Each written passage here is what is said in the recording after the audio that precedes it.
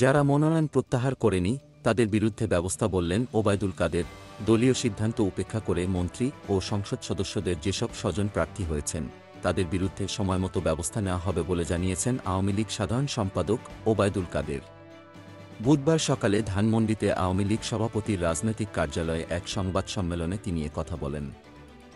ওবায়দুল কাদের বলেন, উপজেলা নির্বাচনে যারা দলের নির্দেশনা না মেনে প্রার্থিতা প্রত্যাহার করেনি তারা নির্বাচনের আগে যে কোনো সময় করতে পারে।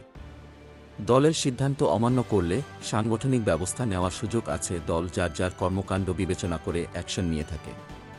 যারা প্রত্যাহার করেনি তাদের বিষয়ে সময়মতো সিদ্ধান্ত আসবে। তিনি বলেন, দলীয় নির্দেশনা অমান্য করলে ডিসিপ্লিনারি অ্যাকশনের ব্যাপারে চিন্তা করা হবে। সময়মতো এ সিদ্ধান্ত অবশ্যই করা হবে। আওয়ামী লীগ সাধারণ সম্পাদক বলেন, আমাদের গত সাধারণ নির্বাচনের পরে এসেছে, অনেকেই এমপি হন নাই, অনেকেই মন্ত্রী হন নাই। এখানেও কিন্তু দলের সিদ্ধান্ত নেওয়ার বিষয় আছে।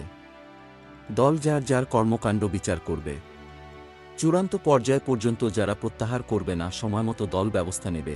সংবাদ সম্মেলনে আরও উপস্থিত ছিলেন আওয়ামী লীগের যুগ্ম সাধারণ সম্পাদক আফম বাহাউদ্দিন নাছিম, সাংগঠনিক সম্পাদক বি.এম. মোজাম্মেল হক, আবু সাঈদ আল মাহমুদ স্বপন, মির্জা আজম, এস.এম. কামাল হোসেন, সুজিত রায় নন্দী, ত্রাণ ও সমাজকল্যাণ বিষয়ক সম্পাদক আমিনুল ইসলাম আমিন, দপ্তর সম্পাদক বিপ্লব বড়ুয়া, সাংস্কৃতিক বিষয়ক সম্পাদক অসীম কুমার উকিল প্রমুখ। Golam Mostafa, desk report, BE news.